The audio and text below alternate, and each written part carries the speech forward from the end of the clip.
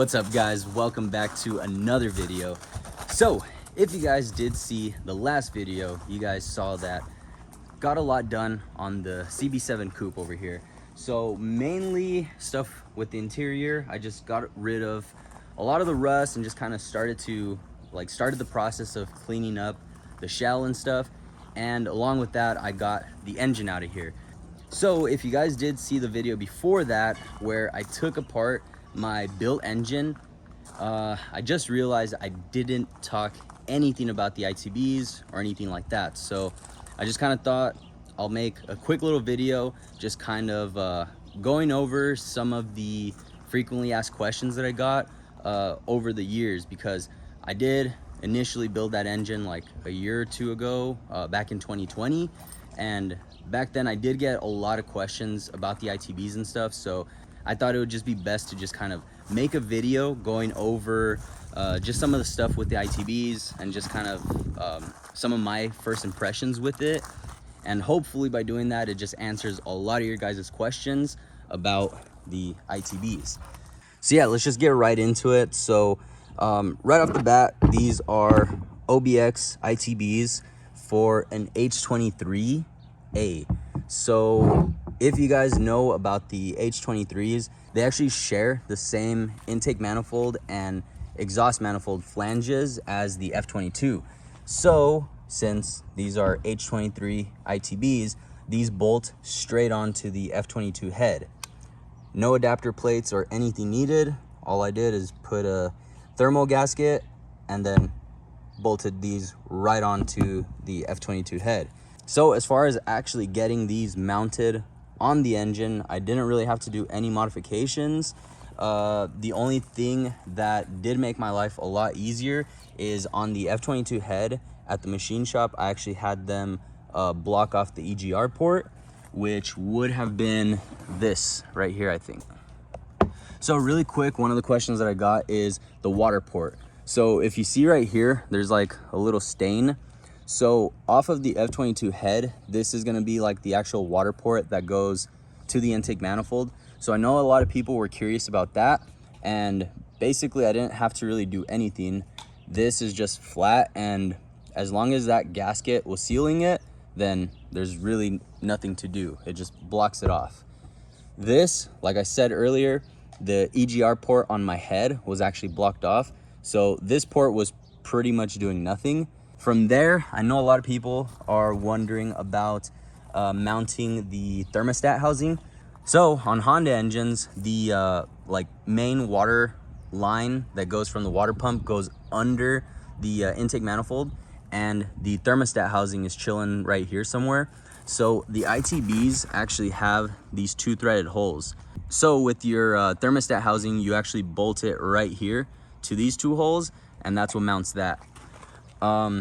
With these, if you guys do end up running these OBX ITBs, just know that the fuel rail, it comes with a -6 AN fitting, or it comes with both. I broke this side off in the accident, so I am gonna have to extract that at some point, but yeah, we'll get to that. But it does come with these -6 AN adapters, and that's something that you guys have to keep in mind, because I know a lot of people were asking like what things you have to do to be able to mount these, or like what modifications you have to make. So that is something you have to keep in mind, is the fuel system. So you won't have any sort of like idle air control valves or anything like that, but you are given a port for the intake air temperature. And if you do want to run a manifold air pressure sensor, that's where you're going to want to run some sort of like vacuum adapters to a vacuum manifold. And off of that vacuum manifold, that'll actually be a common vacuum source for all 4 cylinders. So running a MAF sensor off of the vacuum manifold will actually give you a better reading for all 4 cylinders. And yeah, it'll just give you a better reading overall.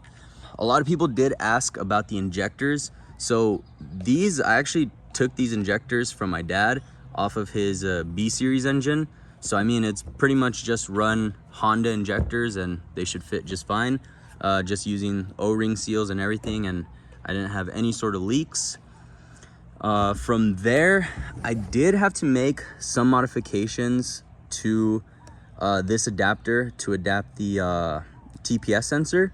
So initially where it was, like whenever I mounted it, it wasn't reading like close throttle. Like it was basically starting off the reading at like 10%, or it wasn't reading to 100% throttle.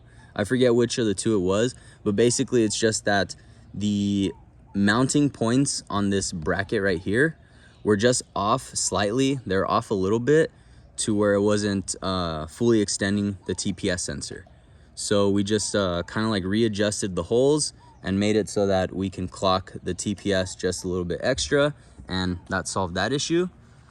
And another issue that I do have with these ITBs, it's not necessarily an issue that you have to address, but I really want to address it before I get this back on the engine. The ports, you can't really see it, but the ports are super rough just on the casted part. So the individual throttle bodies themselves, they're very smooth. They're like almost like a CNC finish. And the actual casted portion, like the runners, are super rough. So I do want to go through and port these out a little bit. I'm not trying to like expand it. I'm not trying to make bigger runners, but what I really want to do is try to match this to the actual intake ports and overall just smooth out and like polish these ports. And if I'm feeling crazy or if I feel confident enough, I might add like dimple ports. Another thing with these ITBs, you can actually adjust individual trim. So initially you can set the idle with an idle screw. So this is like the main throttle body right here that has the linkage and everything. And you can set the idle with this. And then from there, each individual throttle body has an adjustment for the trim. So you can actually adjust how far it's open at idle. So that's super important. So if you guys are looking for ITBs, you definitely want to make sure you have that individual adjustment. Other than that, the throttle cable actually fit perfectly fine. The factory CB7 throttle cable, that fit perfect. I ran these ITBs with 90mm long velocity stacks, so the little trumpets that come up. Unfortunately, those got bent and damaged in the accident because they actually made contact with my brake lines that were coming out of the master cylinder. So it got a little bent, and the ITBs did make contact as well, so we are gonna have to address that. But yeah, overall, these were super easy to get on the engine. I mean, everything was pretty much compatible with the engine. The only other thing from there, if you guys are interested or curious in installing ITBs, ITBs don't add power to your engine just by themselves. So I know a lot of people think, like, a lot of people when they see ITBs, they just think like it just kind of like screams out race engine. But ITBs by themselves don't really add power. It's not like putting a turbo on your car and boom, you have a whole bunch of power, you know? ITBs, they are kind of like more like specialized. Like it's kind of like if you want to take advantage of a specific power band in your car, or if you're going to be road racing where you're pretty much gonna be in a specific power band pretty much the entire time, these are really good for that. So as far as a naturally aspirated engine, this is probably going to be the best way to go as far as like the intake system, just because this allows for virtually no restriction. So I mean, with the traditional intake system, you have like a plenum, you have one throttle body where all the air rushes in. So first off, that design just adds imbalance to the whole system, because you have one part where the air is rushing in, more air comes to this cylinder, less air comes to this one because it just rushes past it. There's a lot of like downfalls and there's a lot of advantages to having a plenum, but overall, since I was just building an engine that I wanted to kind of like build more for performance, and I'm obviously trying to like squeeze as much power as I can out of the F22 engine, I just thought this would be a way better way to go, so that I'm not coming across any sort of intake restrictions, so I could take full advantage of the flow of that F22 head. And from there, I'm not fighting anything with the intake system. So from there, I can just kind of chase other things like the fuel system, the exhaust, and things like that, you know? So in my head, I just wanted to start off this way, just to have more of like a race engine, and to kind of take more advantage of the all of the parts that I put into the engine build. So like the higher compression and all of the modifications that I did to the head, that should take way more advantage of the ITBs, and overall just allow that engine to just make a little bit extra power, especially on the top end. So that's kind of like one of the ideas with the engine build, with the combination that I went with. So with the F23 bottom end, it actually has a way longer stroke, so that should help out with the low end torque of the engine, and then the ITBs will help out with the top end. So that's kind of what I'm hoping for. But yeah, only time will tell once we actually get it to the dyno and see the torque curves, see the power numbers, everything like that. But yeah, if you guys do have any other questions about the ITBs, if I didn't answer a question you had, or if you guys are curious about anything else, make sure you guys drop them down in the comments. But yeah, overall, I think that answers most of the frequently asked questions that I got about these. And yeah, at the moment, I'm not too sure where you can find them. I actually got these on eBay. I got kind of lucky finding these. I got them kind of cheap. So I'm not too sure where you can buy them, or if OBX still sells them or produces them. I'm honestly not too sure. But yeah, I would just start off checking out eBay, or check out OBX directly, see if they still make them. But yeah, there we go. That's the ITBs for the engine. Pretty simple stuff.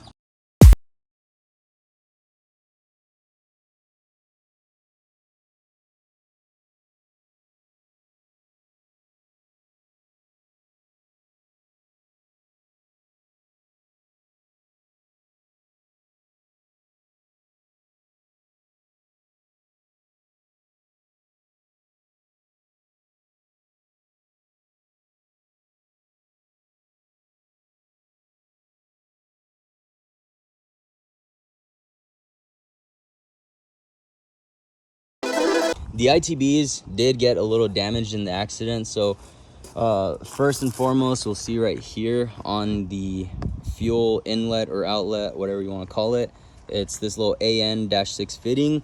It got broke right there, so I'm gonna have to extract that. And then over here on the TPS sensor, that got broke. And then the linkage right here, you can see it got a little bent right here. So I'm gonna have to take the whole assembly apart and just kind of bend back some of the linkage, try to straighten it out and stuff. And then I'm gonna have to extract that.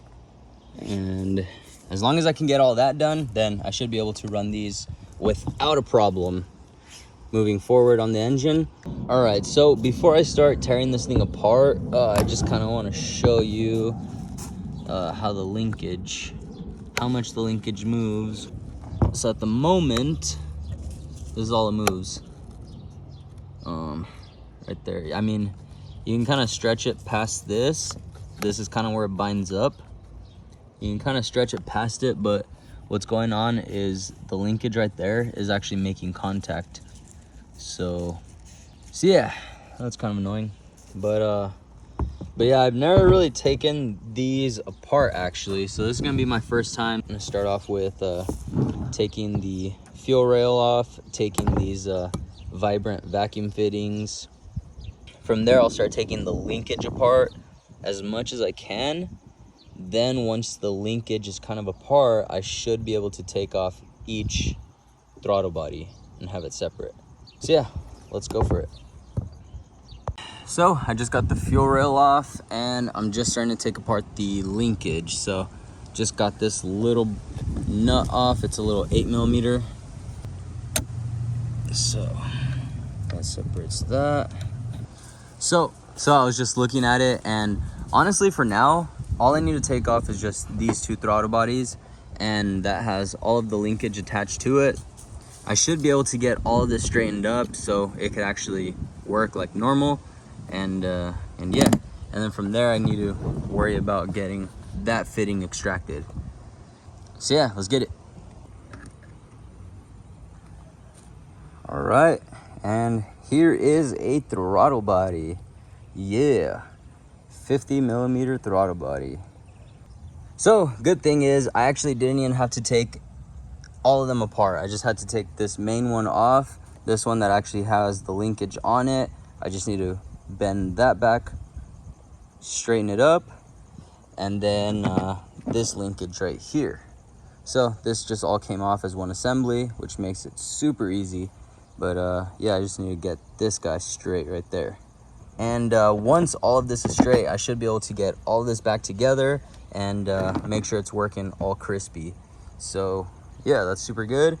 And whenever I get my tool replaced, my rotary tool, then I'll actually be able to smooth this port out. You can't really see it that well. You can only see like the edges, but you can kind of see it's all rough. So just imagine all this rough stuff right there all throughout the whole runner.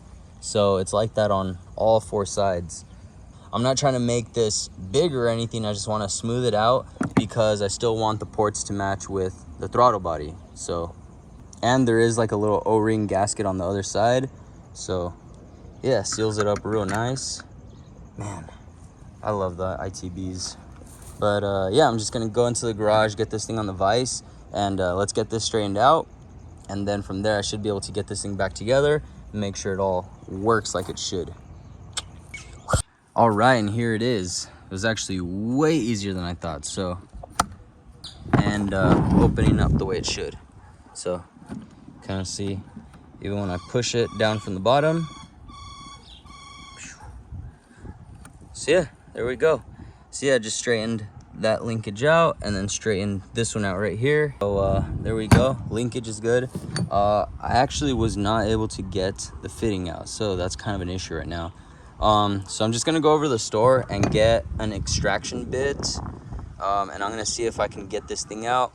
If not, I'm not too sure what I'm gonna do, because I'm getting to the point where like I'm getting close to actually like damaging the fuel rail itself.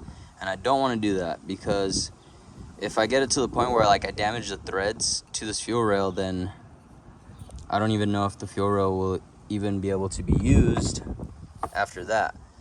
So I'm just gonna go to the store, get an extraction bit, see if that'll get it out. But so far I've tried a couple little tricks and I haven't been able to get it out, so that's kind of sketchy.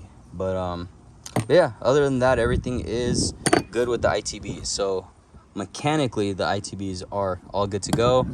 I have my injectors just chilling right there, so just waiting until I could get this fitting extracted, then I could put that back together. So that's basically the ITBs right there. That's the intake system that's going to be powering the F22 engine. So yeah, now that I got your attention with the ITBs, it's time to move on to the next little project. So I know a lot of you guys watching this right now are mainly watching this for the engine build and the ITBs and stuff like that, obviously. But besides the CB7 build, I also have this E36 that I'm currently in the process of building for kind of like a fun car, just to kind of like rip around in, drift, take to track events and stuff like that. So I have done quite a bit, because whenever I first got it, there was really nothing, no wiring, no seats, no steering wheel, nothing. So I got it really cheap, and I've just kind of done a little bit here and there whenever I don't have anything to do on the CB7. So make sure you guys check out the videos with the E36, just because a lot of people haven't been watching those. I assume it's because all of you guys want to watch the CB7 stuff, but make sure you guys show some love to the E36. It'll help me out, help the channel out.